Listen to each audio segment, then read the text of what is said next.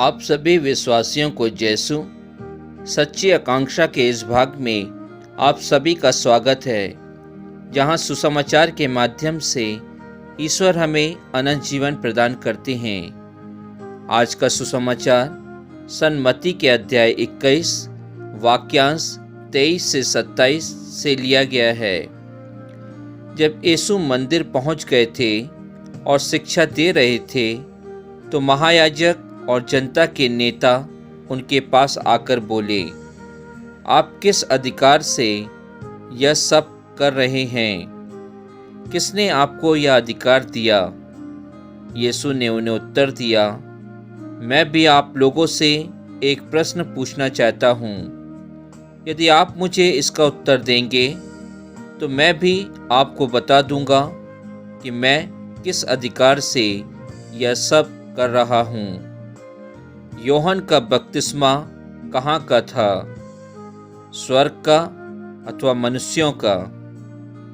वे यह कहते हुए आपस में परामर्श करते थे, यदि हम कहें स्वर्ग का तो यह हमसे कहेंगे, तब आप लोगों ने उस पर विश्वास क्यों नहीं किया? यदि हम कहें मनुष्यों का तो जनता से डर है, क्योंकि सब यूहन्ना को नबी मानते हैं। हम नहीं जानते। इस पर यीशु ने उनसे कहा, तब मैं भी आप लोगों को नहीं बताऊंगा कि मैं किस अधिकार से यह सब कर रहा हूँ।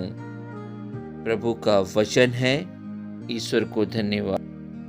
क्या मैं और आप भी अपने समाज में, अपनी पल्ली में जो लोग अच्छा कार्य करते हैं, हम उनसे व्यर्थ की बातें पूछते हैं? क्रिस्त में प्यारे विश्वासियों, आज के सुसमाचार में हम देखते हैं कि यीशु मंदिर में पहुंच जाते हैं और वहां हर एक समय की तरह शिक्षा देते रहते हैं। तभी वहां महायाजक और जनता के नेता उनके पास आकर पूछते हैं कि आप किस अधिकार से यह सब कुछ कर रहे हैं। क्रिस्त में प्यारे भाई और बहनों, आज के सुसमाचार पर यदि हम मनन चिंतन करें तो हमें मालूम है कि प्रभु यीशु क्रिस्त ने अपने जीवन में जो कुछ भी कार्य किया वह एक अधिकार से किया। उन्हें कार्य करने के लिए किसी से पूछना नहीं पड़ा।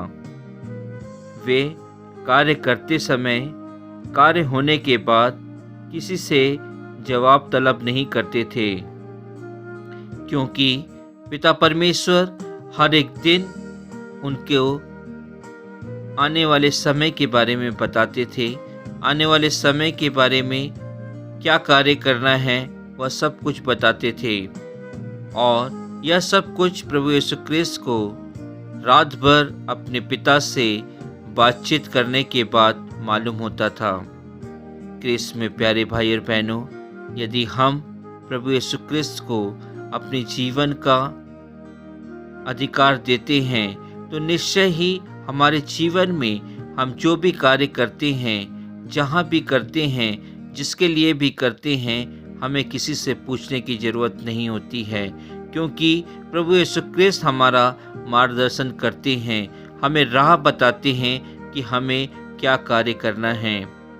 क्रिस्त में प्यारे भाइयों बहनों, जिस प्रकार वो महायाजक और जनता प्रभु यीशु क्रिस्त से पूछते हैं कि तुम्हें यह अधिकार किसने दिया कि तुम दूसरों को चंगाई प्रदान करो, दूसरों के पापों को क्षमा करो, क्योंकि वह इन कार्यों के लिए ईश्वर को ही समझते थे कि यह कार्य ईश्वर ही कर सकती हैं। हम भी शायद अपनी पल्ली में, अपने समाज में, अपने घरों में जो लोग ईश्वर के कार्य को करते हैं, हम उनको रोकते हैं और उनके कार्यों में, उनके मार्गों में हम विघ्न डालते हैं और उनसे पूछते हैं कि तुम्हें यह अधिकार किसने दिया।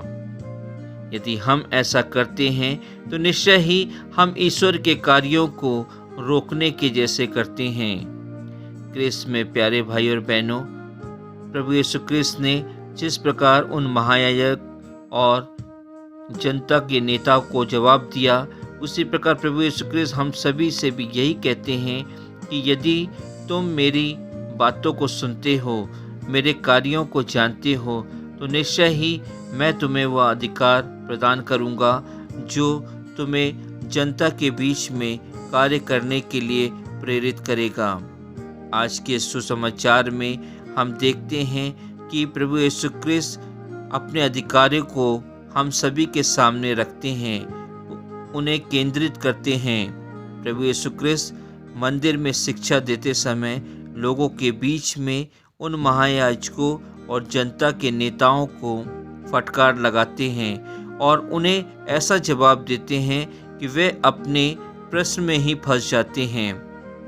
क्रिस्त में प्यारे भाई और बहनों, प्रभु यीशु क्रिस्त प्रश्न का उत्तर उनको नहीं देते हैं, बल्कि इसके विपरीत वह उनसे विरोधाभास प्रश्न पूछते हैं जिसका उत्तर महायाजक और जनता के नेता नहीं दे पाते हैं। हमारे जीवन में भी कई समय ऐसा आता है कि जब हम भी दूसरों को रोकते हैं, दूसरों को विघ्न डालते हैं, लेकिन उनके द्वारा पूछे गए सवालों का हम जवाब नहीं दे पाते हैं। आज के सुसमाचार के माध्यम से हम सभी को यह जानना है या पहचानना है कि हमें यदि ईश्वरीय कार्य करना है तो हमें किसी अधिकार की जरूरत नहीं होती है। प्रभु यीशु क्रिस्त हमें अधिकार देते हैं। वह कहते हैं कि तुम मेरे नाम से दूसरों को चंगाई प्रदान करो, तुम मेरे नाम से दूसरों के पापों को क्षमा करो। हमें और किसी व्यक्ति या और किसी विशेष से अधिकार पाने की जरूरत नहीं है। क्रिस्त में प्यारे भाई और बहनों, इस आगमन काल के तीसरे हफ्ते में हम सभी अपने आप को बदलें, अपने आप को प्रभु यीशु क्रिस्त के मार्गों पर चलाएं। हम इस आगमन काल के तीसरे हफ्ते में प्रवेश कर चुके हैं, या हम ये नहीं समझें कि हम अपने आप को पूरी तरह तैयार कर लिए हैं कि हम सच्चे हृदय से अपने परिवारों में, अपने समाज में, अपनी पल्ली में क्रिस्त जयंती को मनाएंगे। लेकिन क्रिस्त में प्यारे भाई और बहनों, हमें अपने आप को तैयार करना है। इस तीसरे सप्ताह के पुण्य फलों के द्वारा हमें प्रभु यीशु क्रिस्त के कार्यों को आगे बढ़ाना है, जिससे हम आने वाले दिनों में अपने परिवारों में, अपने समाज में क्रिस्त जयंती को हृदय से मना सके। आमीन।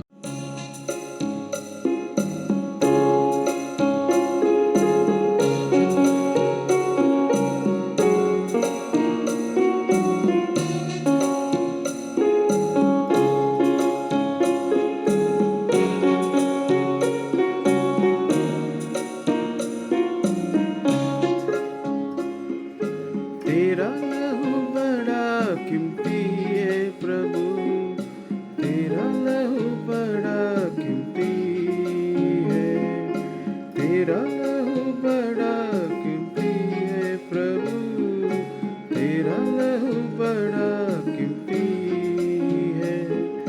क्योंकि उस लहू में जो ताकत है, जिससे हम पाते हैं छुटकारा, क्योंकि उस लहू में जो ताकत है, जिससे हम पाते हैं छुटकारा, तेरा लहू बड़ा कीमती है प्रभु, तेरा लहू बड़ा कीमती है, तेरा लहू बड़ा कीमती है प्रभु, तेरा लहू बड़ा कीमती है।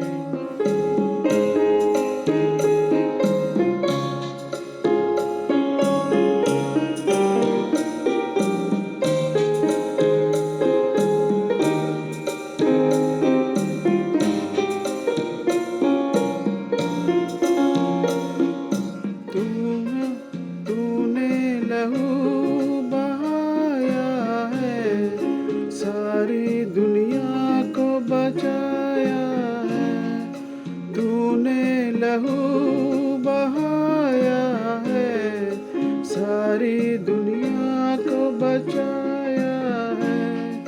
कभी तूने किसी से न कुछ मांगा, कभी तूने किसी से न कुछ चाहा, कभी तूने किसी से न कुछ मांगा, कभी तूने किसी से न कुछ चाहा। तेरा लहू बड़ा कीमती है प्रभु, तेरा लहू बड़ा कीमती है, तेरा लहू बड़ा कीमती है प्रभु, तेरा लहू बड़ा कीमती है। क्योंकि उस लहू में तो ताकत है, जिससे हम पाते हैं छुटकारा। क्योंकि उस लहू में जो ताकत है, जिससे हम पाते हैं छुटकारा। तेरा लहू बड़ा कीमती है प्रभु, तेरा लहू बड़ा कीमती